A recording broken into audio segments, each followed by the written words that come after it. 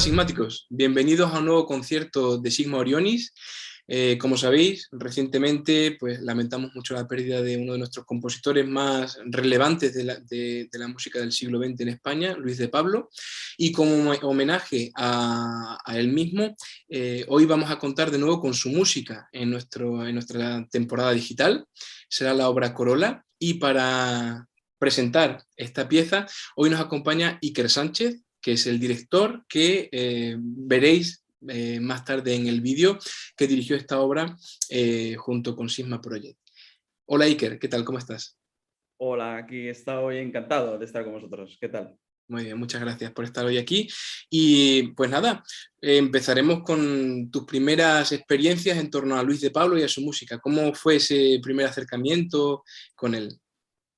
Bueno, mi primer acercamiento con la obra de Luis fue en la etapa que estuve asistente en la Sinfónica de Bilbao.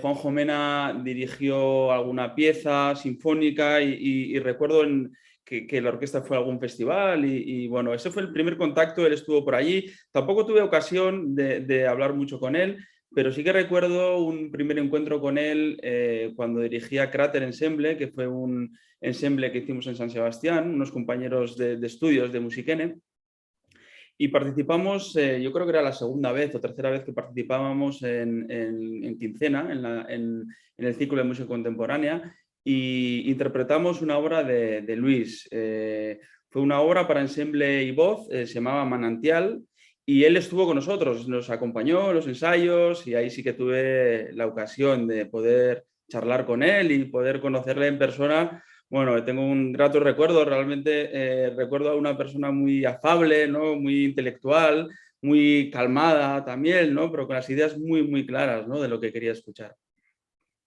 Muy bien. Mm. Pues en el vídeo de hoy, en la pieza de Corola, nos encontramos con un ensemble no atípico, pero quizás una formación que para ti como director ha sido a lo mejor un poco particular, que es la de cuarteto de saxofones junto piano y percusión. En general los directores siempre estáis pues habituados sobre todo a dirigir formaciones en las que el cuerpo de cuerdas o de otros instrumentos suele ser el más predominante. ¿Cómo ha sido para ti ese acercamiento a un ensemble cuyo corazón, sobre todo del sonido, pues emanaba de un cuarteto de saxofones? Pues fíjate, por un lado tenía muchísimas ganas de conoceros trabajando, porque os conocía, ya había escuchado algún concierto en Quincena también, cuando estuvisteis hace unos cuantos años, con algún estreno de Guillermo Lauzurica, recuerdo. Y bueno, realmente mi conexión con Sigma viene a través de Josecho. Yo soy de Irún también y Josecho participó en Cráter en aquella época, estoy hablando en el 2008, 2009, una cosa así, y participó con nosotros en algunos conciertos y bueno, tengo una gran amistad con Josecho y bueno, siempre estábamos hablando, ¿no? A ver cuándo surgía esta oportunidad, ¿no? Y esta ocasión y bueno, tenía muchísimas ganas, la verdad, de conoceros. Cierto es también que en mi etapa anterior yo era trompetista y en la época de trompetista dirigía una big band, con lo cual, pues bueno, tenía esa sonoridad de la sección de saxos pues más o menos clara, ¿no? Obviamente en otro mundo, ¿no? Totalmente diferente. Pero bueno, me pareció una experiencia muy atractiva sonoramente, sobre todo porque la pieza de Luis de Pablo lleva los registros, ¿no? A todos los rangos, ¿no? Con los 4 saxofones diferentes. Y bueno, yo creo que me llevé un bonito aprendizaje, sobre todo a nivel de articulación, a nivel de emisión también, ¿no? Yo, siendo trompetista, pues bueno, conozco los instrumentos de viento, quizás algo más que los instrumentos de cuerda, pero obviamente hay sutilezas, hay mucho lenguaje incluso, ¿no? Que entre vosotros, ¿no? Teníais a la hora de trabajar la pieza bueno, que poco a poco pues la fui incorporando, ¿no? A mi propio lenguaje y la verdad es que fue un aprendizaje bonito poder trabajar esta pieza con vosotros. Además del cuarteto, obviamente, teníamos una magnífica pianista y el percusionista, pero fueron unos días bonitos de trabajo, la verdad. Pues sí, el tema de iruneses por el mundo, algún día tendríamos que hacer un tipo, algún reportaje sobre ello, porque bueno, siempre es divertido ver cómo de una ciudad como Irún hay tantísimos músicos bueno, y cocineros y de todo, ¿no? Que conocemos. Y, Sí. y nada, volviendo otra vez un poco a la pieza, a Corolla, pues es una pieza de 1998. ¿Qué nociones o qué, digamos, a grandes rasgos, cómo podrías presentarnos la obra para el público que está viendo el vídeo de hoy? ¿Y qué serían las características que podríamos remarcar de esa etapa de Luis de Pablo? Bueno, yo diría que uno de los parámetros importantes que pone sobre la mesa en Corolla Luis de Pablo es el ritmo, ¿no? Es una obra súper rítmica, con lo cual esto para el director es muy atractivo, complejo también, pero es muy atractivo ya que, bueno, pues hay un montón de cambios de compás, realmente las secciones están muy, muy marcadas. Diría que quizás pueda ser una obra de corte neoclásico.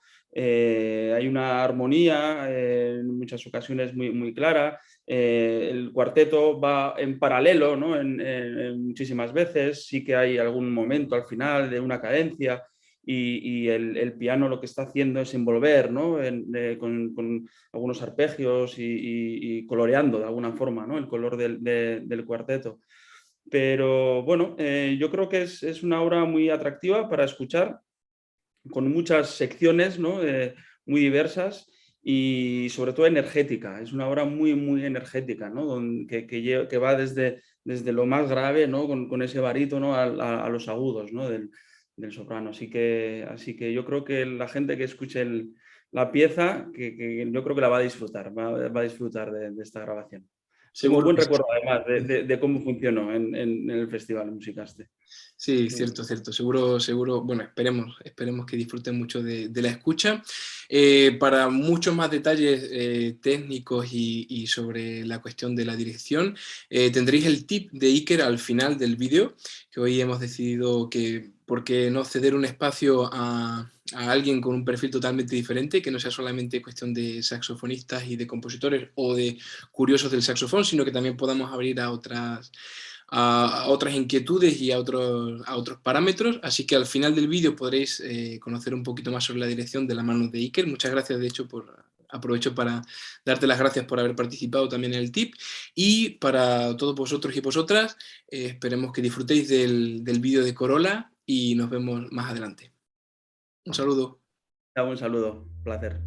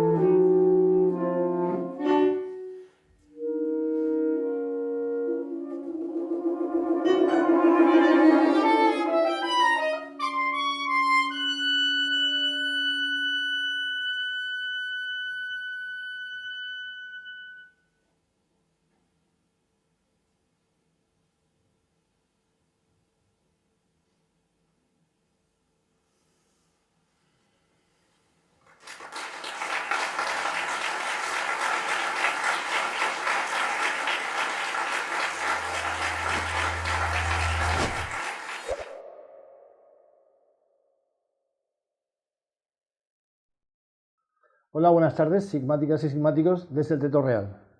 Aquí estamos en un marco incomparable para conversar con una de las figuras más importantes del panorama español de la música contemporánea, como es Fabián Panisello, que nos va a hablar sobre el estreno y su dirección musical del Abrecartas de Luis de Pablo. Y con este contexto de nuestro concierto previo sobre Corola y Luis de Pablo, nos ha parecido muy interesante el que pudiéramos venir a este marco incomparable de la lírica española e internacional para que Fabián nos hable precisamente de este otro gran estreno póstumo de la figura de Luis de Pablo. Buenas tardes, Fabián. Buenas tardes, Andrés. Muchas gracias por recibirnos en este espacio tan precioso como estamos en nuestra Casa de la Lírica. Sí. Y para hablar del Abrecartas, el cual estrenamos el otro día, mejor dicho, el miércoles pasado, sí. y que bueno, ha sido maravilloso encontrarnos con la música de Luis de Pablo. Sí. Antes de pasar a ello, me gustaría hacer una pequeña reseña biográfica tuya en relación a tu formación y a tu desarrollo en relación a la música. Tu formación la recibiste en Buenos Aires, naciste en Buenos Aires, y tu primera formación compositiva la recibiste allí también en Buenos Aires. Después pasaste al Mozarteum de Salzburgo, para después recibir también consejos y clases de Peter Edbos, de Luis de Pablo concretamente también, de Ferneyhough, también de Donatoni, de Carter, Carter, sí. Y bueno, en esa gran formación, en ese gran viaje a través de esos grandes nombres, te sientes realmente muy protegido, ¿verdad? Yo siempre tuve una pasión que al principio no supe explicarme por la música contemporánea. Todavía me acuerdo cuando mis padres viajaron a varios países de Europa desde Buenos Aires en los años 80, principios 80, y lo que les pedí que me traigan eran partituras, y me trajeron Le Marteau sans Maître. Imagínate, ¿no? En aquel momento, desde Buenos Aires, no lo había escuchado nunca en vivo.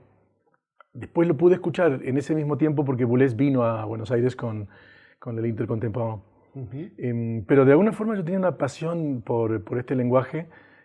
Como todas las cosas importantes en la vida, las vas descubriendo en la medida que las empiezas a trabajar, ¿no?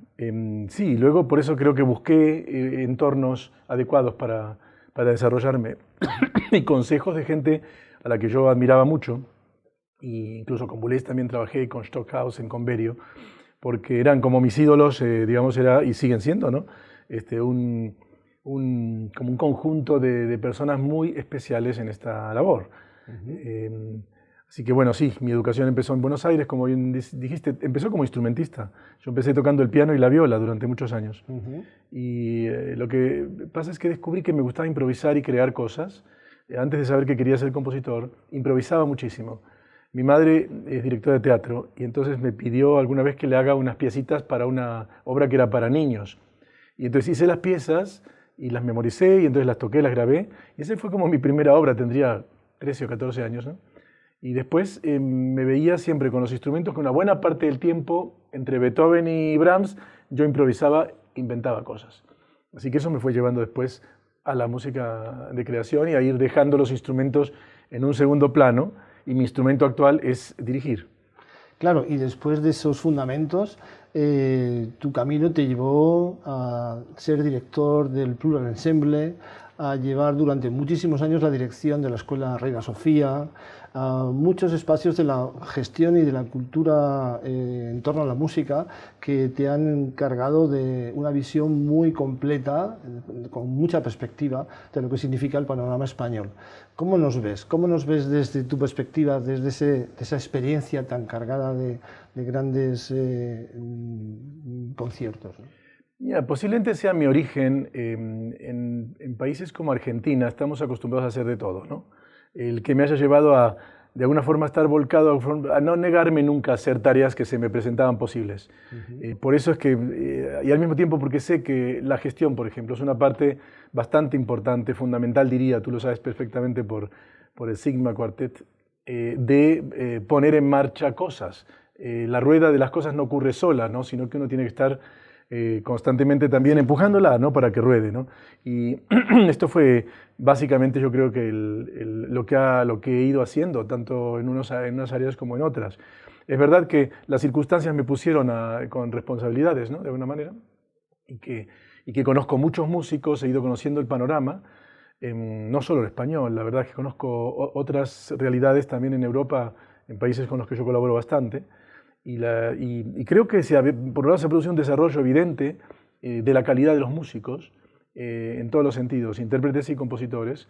Eso salta a la vista. La calidad de la formación, la forma de concebir, la manera internacional de ver el problema de la música o, digamos, la realidad de la música está entre nosotros hace mucho tiempo ya instalado y no va a desaparecer. Eso claramente es parte del proceso de evolución de nuestro medio.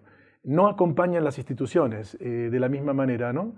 Porque posiblemente no haya aún en nuestro país digamos, no se incluye la música como un factor decisivo o importante, ni en la educación, ni en la cultura de la gente que llamamos culta, ¿no? Que le gusta la literatura, la pintura, la filosofía, la historia, pero la música está a veces un poco relegada al pasado, ¿no? La música que ven es más, contemplan música que ocurrió hace 3, 2, un siglo. Y el enfrentarse a la música real de ahora le cuesta más a esta sociedad. Así que en ese sentido hay una tarea pendiente, no solo para los músicos, sino para también todos los amigos de la música que pueda haber, para los gestores culturales y para la propia política cultural del país. Sí, fantástico tus palabras, justamente en este punto, en este casi epicentro de la cultura española como puede ser el Teatro Real, ¿no? Entonces, desde esta atalaya, decir esas palabras me parece realmente muy importante para que tengan su recorrido, ¿no? Entonces, entrando ya en este espacio como es el teatro, que es tu presentación como director en relación a la música de Luis de Pablo y a Labrecartas, ¿qué has sentido en esa puesta de largo de tu colaboración o de tu dirección ante una orquesta como es la del Teatro Real? Bueno, yo he sentido que he tenido una suerte inmensa, ha sido un privilegio que me toque esta tarea, porque yo tenía una relación con Luis de muchísimo afecto y admiración y amistad desde que llegué a España, ¿no? Incluso él fue clave en mi llegada al país. Yo lo conocí en París en unos cursos junto a Brian Fernehoe y terminé mis estudios en el Mozarteum, hice en aquel momento el diploma y el máster en composición y le pregunté si podía venir a hacer un estudio con él de ópera y inmediatamente me ayudó. Al día siguiente me había prácticamente conseguido una beca, apalabrado una beca del Ministerio de Cultura, o mejor dicho, de una institución que ahora no hay, tenía otro nombre, ¿no? Pero tenía que ver con el Ministerio de Cultura, y así que pude venir gracias a él, y empezamos a conocernos muy bien, a tener reuniones semanales largas en las que hablábamos de literatura, de música, escuchábamos cosas, de poesía. Bueno, y así empezó la relación. Yo luego dirigí muchísima música de él a lo largo de estos años, con el Plural y con otros grupos. Ahora, de hecho, dentro de nada voy a dirigir una obra que nos dedicó a Plural Ensemble en Budapest, con un excelente ensamble que se llama UMSE Ensemble. Y bueno, siempre estoy haciendo música de Luis, de una manera o de otra. Así que bueno, cuando me invitaron a este proyecto me sentí realmente privilegiado y una gran responsabilidad también por la amistad que le debo y el respeto que le debo a esta figura y el cariño que le tiene todo el país, porque es una persona muy querida, ¿no? Muy querida, sí, sí, desde luego que sí. Y un poco para concluir esta pequeña entrevista, porque a continuación tenemos la función y ya es un poco, sí que nos ocupa el tiempo. La última cosa, sí se han escrito varias cosas después del estreno del pasado miércoles sobre el Labrecartas. Bueno, ha habido una repercusión bastante interesante, muy interesante de las críticas, positivas desde luego. Algo que entonces hablan del testamento, hablan del legado de Luis de Pablo, hablan de que en el fondo es la música y el aroma musical de toda una época de la que él vivió, etcétera. O sea que se pueden leer perfectamente esas críticas con tranquilidad y con sosiego. Entonces, bajo tu punto de vista, ¿qué es lo que nos se ha dicho? ¿Qué es lo que tú detrás de esa partitura, detrás de esas notas, has sentido reflejado en el gesto de Luis de Pablo, de la partitura de Labrecartas? Yo leí varias de esas críticas y la verdad es que todas recogen distintos aspectos de lo que Luis plantea, ¿no? Por ejemplo, algunas hablan de la creatividad sin límite tímbrica de Luis. Es uno de los aspectos de esta obra. Es una obra donde juega con distintos subgrupos de la orquesta constantemente y genera sonoridades y timbres nuevos en muchos momentos e insólitos también, ¿no? El hecho de que, también lo han dicho algunas de las críticas, que acompaña los recitativos con instrumentos como la flauta baja, o también con otros instrumentos del corno inglés, o la viola, instrumentos que Luis quería, o el cello, que quería especialmente, ¿no? Yo creo que las críticas han ido recogiendo distintos aspectos de esto. Unas hablan más de la dramaturgia, otros más de la historia que cuenta. Yo creo que todas ponen en valor de alguna forma esta obra y le hacen justicia. Se dan cuenta también las críticas que él usó un lenguaje vocal, digamos, para la voz cantada, muy cómodo de cantar dentro del registro medio, para que uno entienda el texto sin tener que leerlo, que es una de las propiedades de esta ópera. No pasa con todas las óperas, ni mucho menos, ¿no? Creo que él quiso esto también, ¿no? La crítica también hace el reglamento de que es un momento maduro de Luis, ¿no? Es un momento de testamento, bueno, se puede decir, evidentemente por su edad también, ¿no? Claro. Yo creo que al final la gente y los críticos son también público, va percibiendo cosas, todos vamos percibiendo cosas de a poco en las obras de arte. Las escuchamos varias veces para conocerlas, ¿no? Y luego las escuchas de nuevo, pasado un tiempo, y vuelves a descubrir cosas. Por lo tanto, una obra de arte en realidad es un complejo... Capas, ¿no? Claro, sí, claro, es como... Tiene muchas capas y tiene muchos estratos también de significado, de belleza. Así que, bueno, creo que Luis ofrece aquí una obra que vale la pena escuchar y que aporta mucho, me parece, a la lírica española contemporánea. Desde luego que sí. Pues a eso vamos a disfrutar de esta segunda representación en la tarde de hoy, y muchísimas gracias por tu dedicación, por ese tiempo que nos has dedicado, y en nombre de Sigma Orionis y de Sigma Project, muchísimas gracias por tu predisposición a estar con nosotros. No, por favor, estoy encantado de hablar contigo, ya sabes, y de compartir proyectos musicales contigo, que no paramos de hacer una cosa tras de la otra. Fantástico. Que estamos constantemente haciendo algo nuevo y está muy bien, ¿no? Es una maravilla. Muchísimas gracias. Gracias a ti. Y a vosotros, sigmáticas y sigmáticos, os dejamos con el tip. Buenas tardes.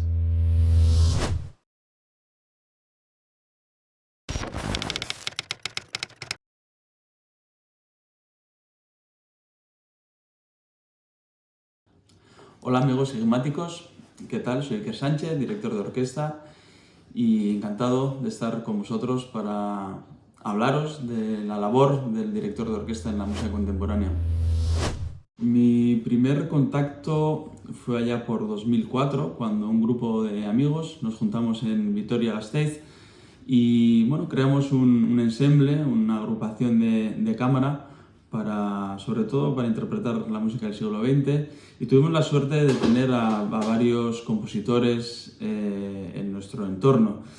Es ahí donde me di cuenta de la importancia del creador, ¿no? Y lo fascinante que era poder compartir pues las ideas y la construcción, ¿no? de las piezas junto a ellos.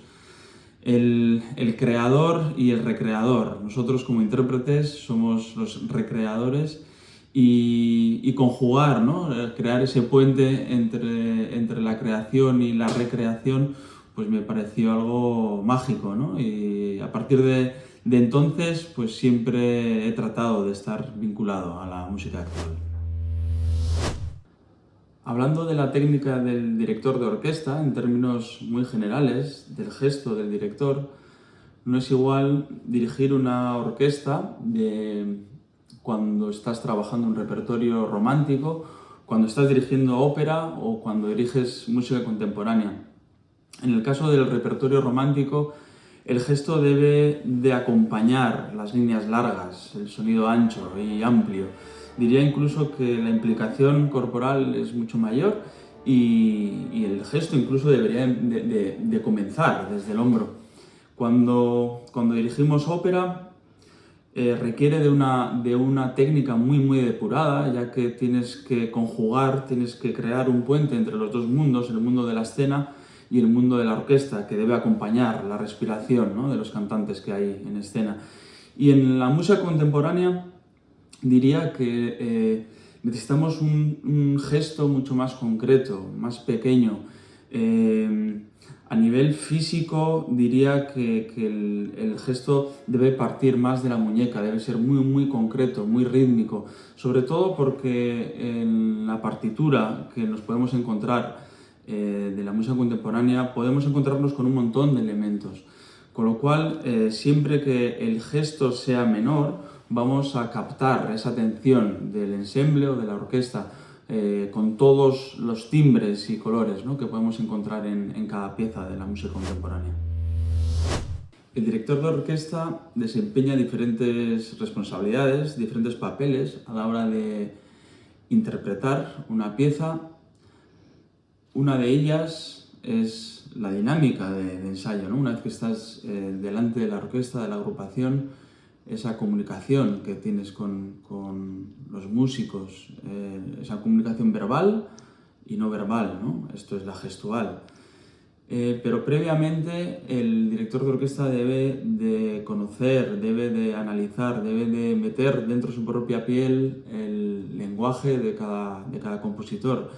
Y diría que en la música contemporánea, sobre todo a partir de los años 50, cuando Pierre Boulez ya serializa no solamente las alturas que serializa Schoenberg, serializa todos los parámetros posibles dentro de la escritura musical, se abre todo un paradigma, todo un mundo creativo para los compositores, y es ahí donde el director de orquesta debe de incidir, debe de entender en cuál de estos parámetros, ¿no?, ha elegido como principal, o cuál es la notación, por ejemplo.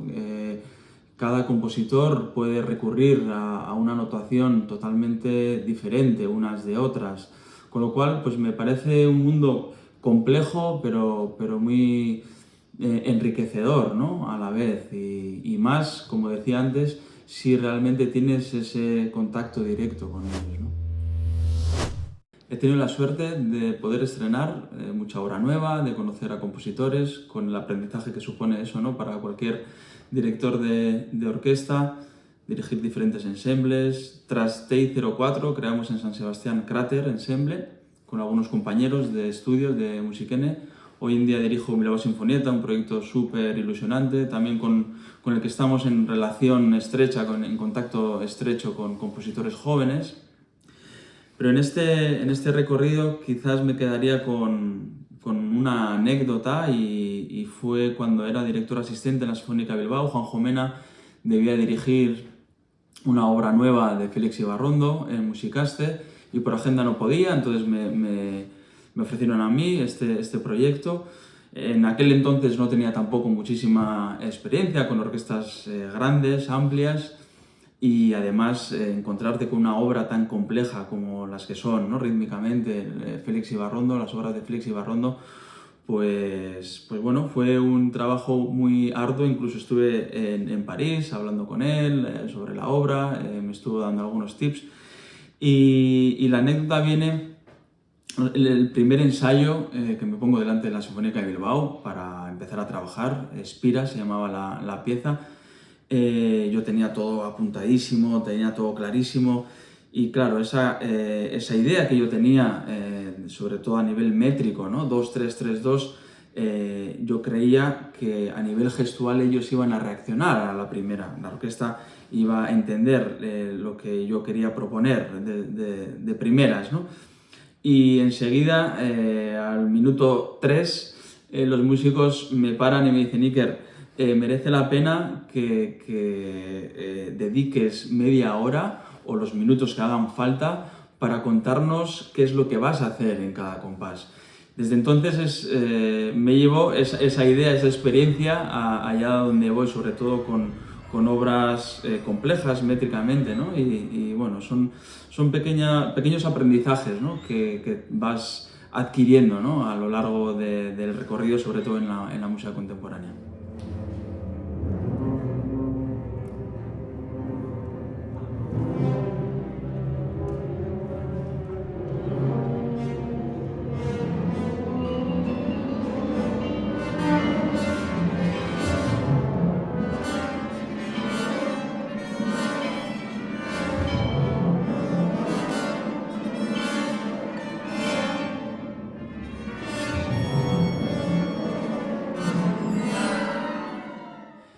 últimos meses hemos podido estrenar con Bilbao Sinfonieta 2 óperas de pequeño formato en euskera de 2 jóvenes compositores, una de ellas de Asier López, Bigarren Sexua, sobre textos de Simone de Beauvoir y que acabamos de grabar recientemente.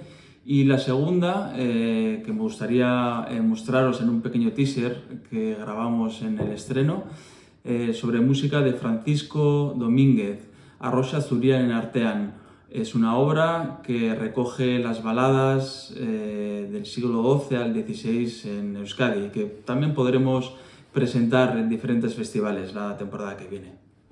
Esta historia basada en baladas que hablan de mujeres, hablan de unas damas que vivieron entre el siglo XI hasta el siglo XVII.